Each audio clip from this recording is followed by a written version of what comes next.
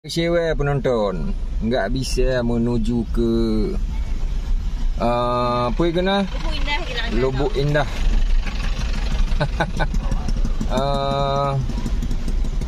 Ayunan Sultan gagal ya. Ini putar balik, disuruh putar balik semua, pulang semua karena macet.